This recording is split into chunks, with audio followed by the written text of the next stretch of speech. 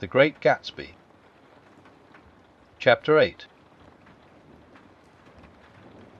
I couldn't sleep all night. A foghorn was groaning incessantly on the sound, and I tossed heart-sick between grotesque reality and savage, frightening dreams. Towered on, I heard a taxi go up Gatsby's drive, and immediately I jumped out of bed and began to dress. I felt that I had something to tell him, something to warn him about, and morning would be too late. Crossing his lawn, I saw that his front door was still open, and he was leaning against a table in the hall, heavy with dejection or sleep. Nothing happened.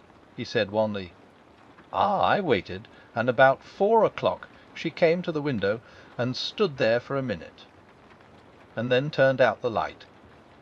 His house had never seemed so enormous to me as it did that night when we hunted through the great rooms for cigarettes. We pushed aside curtains that were like pavilions, and felt her over innumerable feet of dark wall for electric light switches. Once I tumbled with a sort of splash upon the keys of a ghostly piano. There was an inexplicable amount of dust everywhere, and the rooms were musty, as though they hadn't been aired for many days.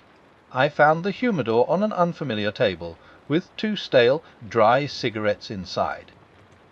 Throwing open the French windows of the drawing-room, we sat smoking out into the darkness. You ought to go away, I said. It's pretty certain they'll trace your car. Go away now, old sport. Go to Atlantic City for a week, or up to Montreal. He wouldn't consider it. He couldn't possibly leave Daisy until he knew what she was going to do. He was clutching at some last hope, and I couldn't bear to shake him free. It was this night that he told me the strange story of his youth with Dan Cody. Told it to me because Jay Gatsby had broken up like glass against Tom's hard mullis, and the long secret extravaganza was played out. I think that he would have acknowledged anything now, without reserve, but he wanted to talk about Daisy. She was the first nice girl he had ever known. In various unrevealed capacities he had come in contact with such people, but always with indiscernible barbed wire between. He found her excitingly desirable. He went to her house, at first with other officers from Camp Taylor, then alone. It amazed him. He had never been in such a beautiful house before. But what gave it an air of breathless intensity was that Daisy lived there. It was as casual a thing to her as his tent out at camp was to him.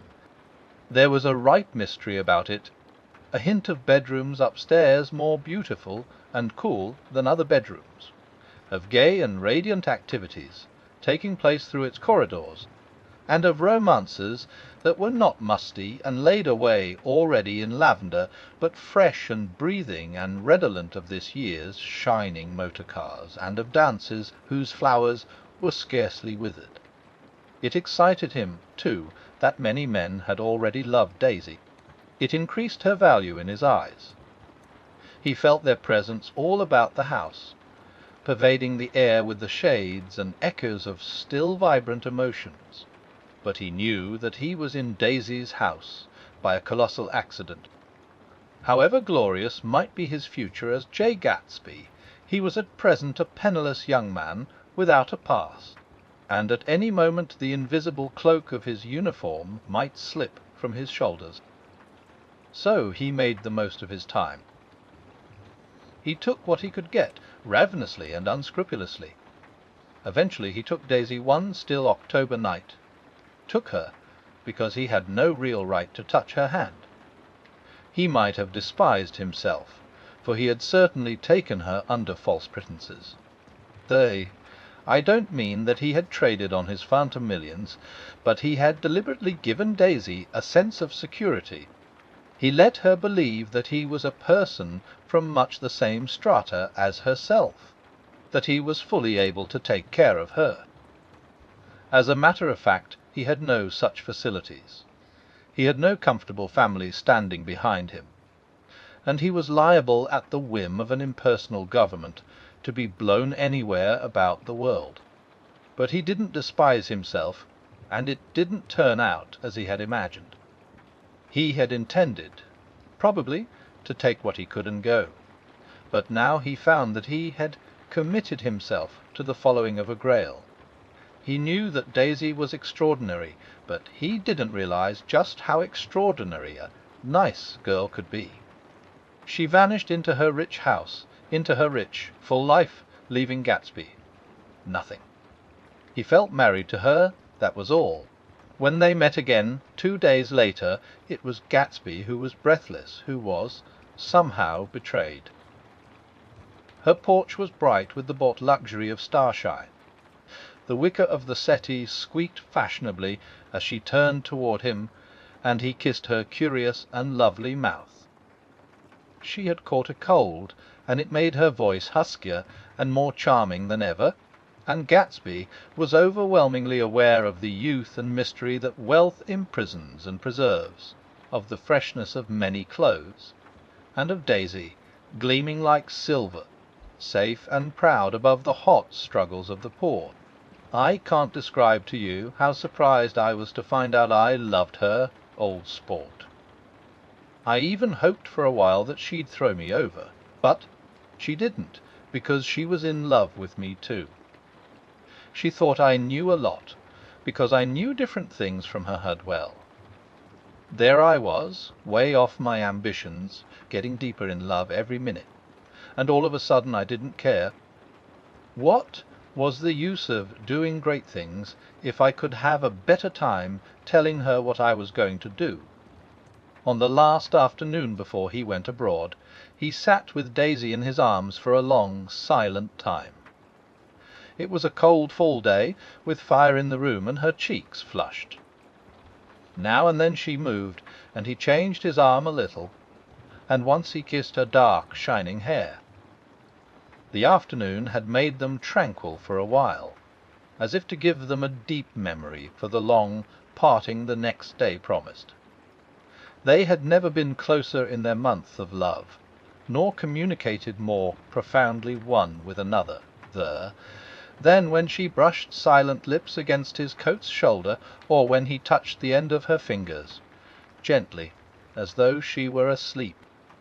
He did extraordinarily well in the war. He was a captain before he went to the front, and following the Argonne battles he got his majority and the command of the divisional machine-guns. After the armistice he tried frantically to get home, but some complication or misunderstanding sent him to Oxford instead. He was worried now. There was a quality of nervous despair in Daisy's letters. She didn't see why he couldn't come. That she was feeling the pressure of the world outside, and she wanted to see him and feel his presence beside her, and be reassured that she was doing the right thing after all. For Daisy was young, and her artificial world was redolent of orchids and pleasant, cheerful snobbery and orchestras which set the rhythm of the year, summing up the sadness and suggestiveness of life in new tunes. All night the saxophones wailed the hopeless comment of the Beale Street Blues, while 100 pairs of golden and silver slippers shuffled the shining dust.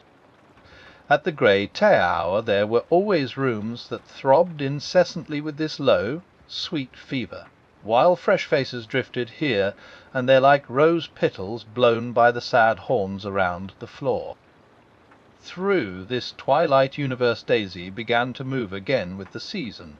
Suddenly she was again keeping half a dozen dates a day with half a dozen men, and drowsing asleep at dawn with the beads and chiffon of an evening dress tangled among dying orchids on the floor beside her bed. And all the time something within her was crying for a decision. She wanted her life shaped now, immediately, and the decision must be made by some force, of love, of money, of unquestionable practicality, that was close at hand. That force took shape in the middle of spring with the arrival of Tom Buchanan. There was a wholesome bulkiness about his person and his position, and Daisy was flattered. Doubtless there was a certain struggle and a certain relief. The letter reached Gatsby while he was still at Oxford. It was dawn now on Long Island, and we went about opening the rest of the windows downstairs, filling the house with grey-turning, gold-turning light. The shadow of a tree fell abruptly across the dew, and ghostly birds began to sing among the blue leaves. There was a slow, pleasant movement in the air, scarcely a wind, promising a cool, lovely day. I don't think she ever loved him. Gatsby turned around from a window and looked at me challengingly. You must remember old Sport. She was very excited this afternoon. He told her those things in a way that frightened her, that made it look as if I was some kind of cheap sharper. And the result was she hardly knew what she was saying. He sat down gloomily. Of course she might have loved him just for a minute when they were first married, and loved me more even then. Do you see? Suddenly he came out with a curious remark. In any case, he said, it was just personal. What could you make of that, except to suspect some intensity in his conception of the affair that couldn't be measured? He came back from France when Tom and Daisy were still on their wedding trip, and made a miserable but irresistible journey to Louisville on the last of his army pay. He stayed there a week, walking the streets where their footsteps had clicked together through the November night, and revisiting the out-of-the-way places to which they had driven in her white car. Just as Daisy's house had always seemed to him more mysterious and gay than other houses, so his idea of the city itself, even though she was gone from it, was pervaded with a melancholy beauty. He left feeling that, if he had searched harder, he might have found her, that he was leaving her behind. The day-coach, he was penniless now, was hot. He went out to the open vestibule and sat down on a folding chair, and the station slid away, and the backs of unfamiliar buildings moved by. Then out into the spring fields, where a yellow trolley raced them for a minute with people in it who might once have seen the pale magic of her face along the casual street. The track curved, and now it was going away from the sun, which, as it sank lower, seemed to spread itself in benediction over the vanishing city, where she had drawn her breath. He stretched out his hand desperately, as if to snatch only a wisp of air, to save a fragment of the spot that she had made lovely for him. But it was all going by too fast now for his blurred eyes, and he knew that he had lost that part of it, the freshest and the best, forever. It was 9 o'clock when we finished breakfast and went out on the porch. The night had made a sharp difference in the weather, and there was an autumn flavour in the air. The gardener, the last one of Gatsby's former servants, came to the foot of the steps. "I'm going to drain the pool today, Mr. Gatsby. Leaves'll start falling pretty soon, and then there's always trouble with the pipes." "Don't do it today," Gatsby answered. He turned to me apologetically. Old Sport, I've never used that pool all summer." I looked at my watch and stood up. 12 minutes to my train. I didn't want to go to the city. I wasn't worth a decent stroke of work. But it was more than that. I didn't want to leave Gatsby. I missed that train, and then another, before I could get myself away. "I'll call you up," I said finally. "Do, old Sport, or I'll call you about noon." We walked slowly down the steps. "I suppose Daisy'll call too." He looked at me anxiously, as if he hoped I'd corroborate this. "I suppose so. Well, good-bye." We shook hands, and I started away. Just before I reached the hedge I remembered something, and turned around. They're a rotten crowd. I shouted across the lawn. You're worth the whole damn bunch put together. I've always been glad I said that. It was the only compliment I ever gave him, because I disapproved of him from beginning to end. First he nodded politely, and then his face broke into that radiant and understanding smile, as if we'd been in ecstatic cahoots on that fact all the time. His gorgeous pink rag of a suit made a bright spot of colour against the white steps, and I thought of the night when I first came to his ancestral home 3 months before. The lawn and drive had been crowded with the faces of those who guessed at his corruption, and he had stood on those steps, concealing his incorruptible dream, as he waved them good-bye. I thanked him for his hospitality. We were always thanking him for that, I and the others. Good-bye, I called. I enjoyed breakfast, Gatsby. Up in the city, I tried for a while to list the quotations on an interminable amount of stock. Then I fell asleep in my swivel chair. Just before noon the phone woke me, and I started up with sweat breaking out on my forehead. It was Jordan Baker. She often called me up at this hour, because the uncertainty of her own movements between hotels and clubs and private houses made her hard to find in any other way. Usually her voice came over the wire as something fresh and cool, as if a divot from a green golf links had come sailing in at the office window. But this morning it seemed harsh and dry. "I've left Daisy's house," she said. "I'm at Hempstead, and I'm going down to Southampton this afternoon." Probably it had been tactful to leave Daisy's house, but the act annoyed me, and her next remark made me rigid. "You weren't so nice to me last night." How could it have mattered then? Silence for a moment. Then, however, "I want to see you." "I want to see you too." "Suppose I don't go to Southampton and come into town this afternoon?" "No, don't think this afternoon." "Very well. It's impossible this afternoon." Various. We talked like that for a while, and then abruptly we weren't talking any longer. I don't know which of us hung up with a sharp click, but I know I didn't care. I couldn't have talked to her across a teetable that day if I never talked to her again in this world. I called Gatsby's house a few minutes later, but the line was busy. I tried 4 times. Finally an exasperated central told me the wire was being kept open for long distance from Detroit. Taking out my timetable, I drew a small circle around the 3:50 train. Then I leaned back in my chair and tried to think. It was just noon. When I passed the ash hips on the train that morning I had crossed deliberately to the other side of the car.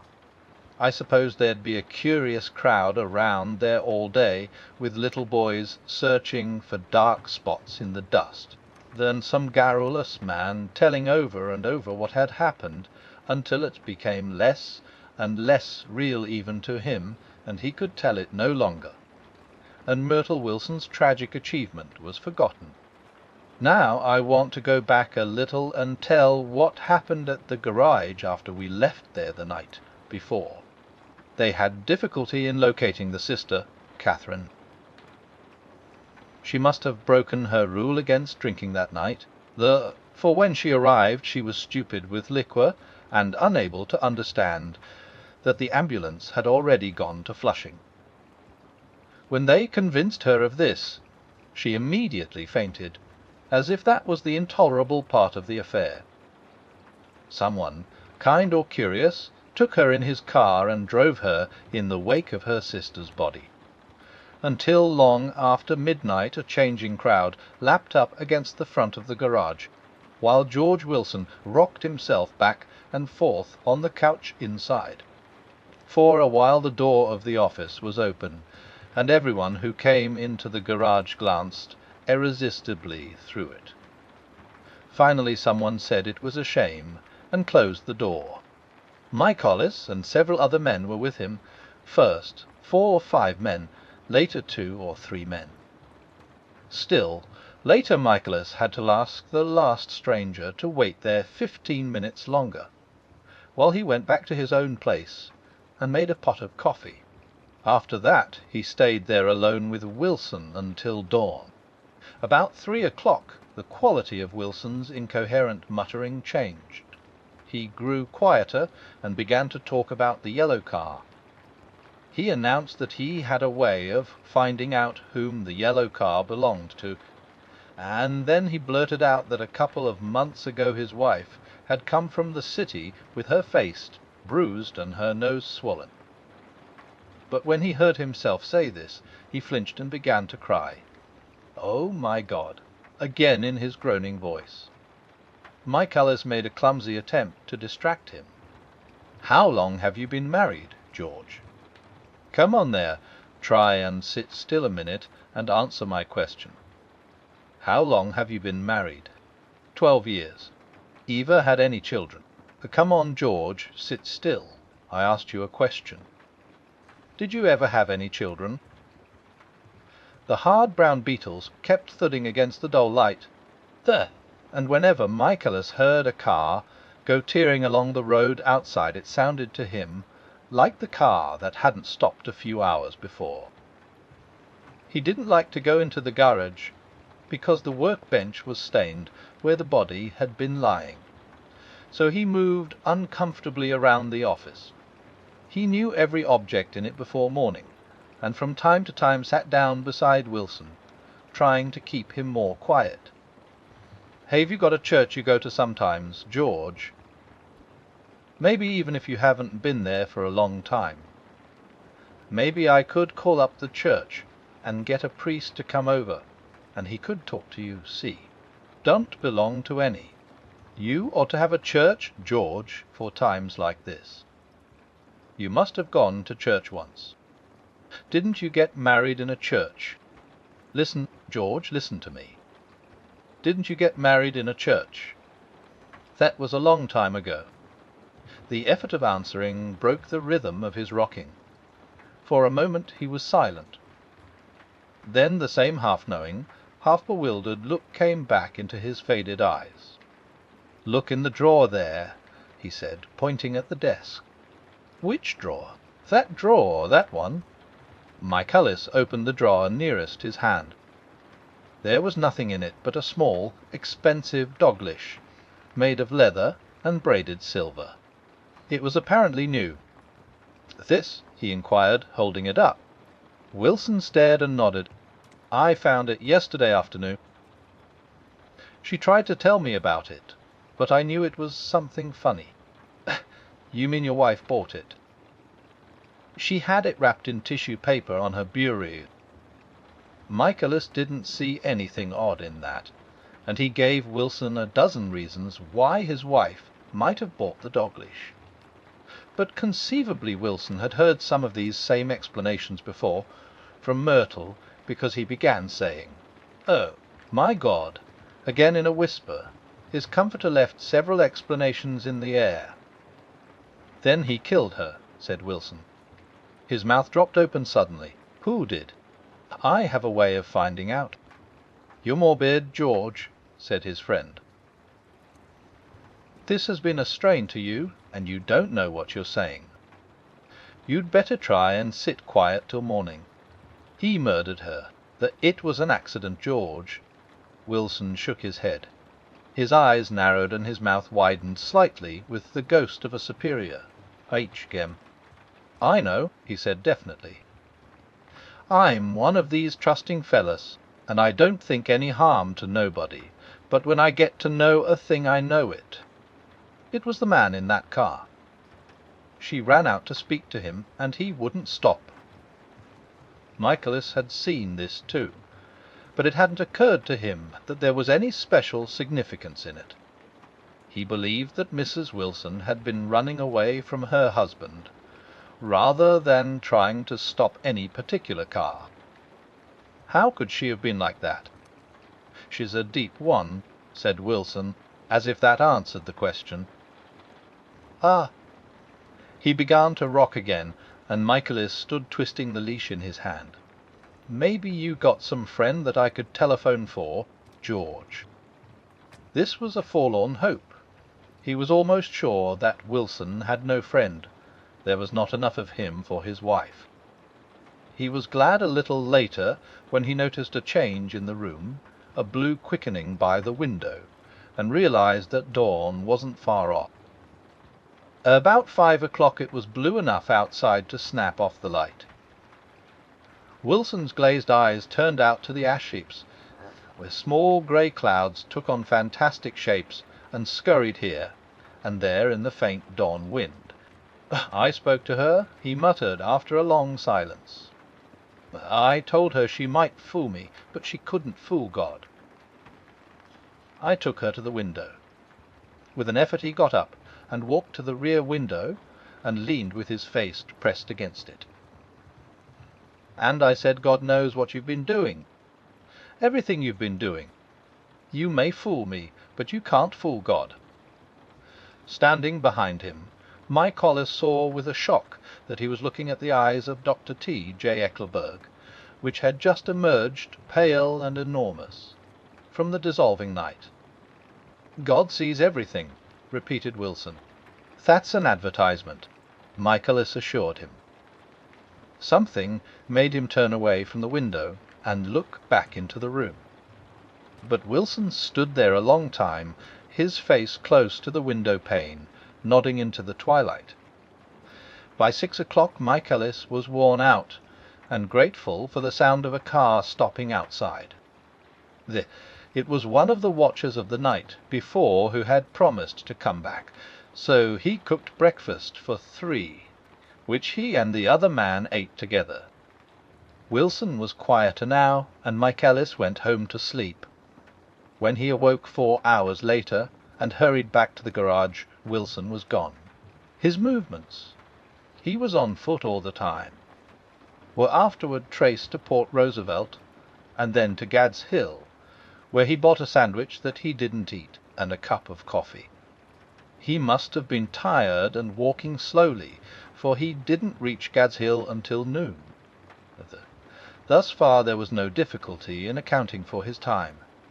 There were boys who had seen a man acting sort of crazy, and motorists at whom he stared oddly from the side of the road. Then for 3 hours he disappeared from view. The police, on the strength of what he said to Michaelis, that he had a way of finding out, supposed that he spent that time going from garage to garage thereabout, inquiring for a yellow car. On the other hand, no garage man who had seen him ever came forward, and perhaps he had an easier, surer way of finding out what he wanted to know. By 2:30 he was in West Egg, where he asked someone the way to Gatsby's house. So by that time he knew Gatsby's name. At 2 o'clock Gatsby put on his bathing suit and left word with the butler that if any one phoned word was to be brought to him at the pool. He stopped at the garage for a pneumatic mattress that had amused his guests during the summer, and the chauffeur helped him to pump it up. Then he gave instructions that the open car wasn't to be taken out under any circumstances. And this was strange, because the front right fender needed repair. Gatsby shouldered the mattress and started for the pool. Once he stopped and shifted it a little, and the chauffeur asked him if he needed help, but he shook his head and in a moment disappeared among the yellowing trees. No telephone message arrived, but the butler went without his sleep and waited for it until 4 o'clock. Until long after there was anyone to give it to if it came. I have an idea that Gatsby himself didn't believe it would come, and perhaps he no longer cared. If that was true, he must have felt that he had lost the old warm world, paid a high price for living too long with a single dream. He must have looked up at an unfamiliar sky, through frightening leaves, and shivered as he found what a grotesque thing a rose is, and how raw the sunlight was upon the scarcely created grass. A new world, material without being real, where poor ghosts, breathing dreams like air, drifted fortuitously about like that ashen, fantastic figure gliding toward him through the amorphous trees. The chauffeur, he was one of Wolfsheim's proteges, heard the shots. Afterwards he could only say that he hadn't thought anything much about them. I drove from the station directly to Gatsby's house, and my rushing anxiously up the front steps was the first thing that alarmed anyone. But they knew then, I firmly believe. With scarcely a word said, 4 of us, the chauffeur, butler, gardener, and I hurried down to the pool. There was a faint, barely perceptible movement of the water as the fresh flow from one end urged its way toward the drain at the other. With little ripples that were hardly the shadows of waves, the laden mattress moved irregularly down the pool. A small gust of wind that scarcely corrugated the surface was enough to disturb its accidental course with its accidental burden. The touch of a cluster of leaves revolved it slowly, tracing like the leg of transit a thin red circle in the water. It was after we started with Gatsby toward the house that the gardener saw Wilson's body a little way off in the grass, and the holocaust was complete.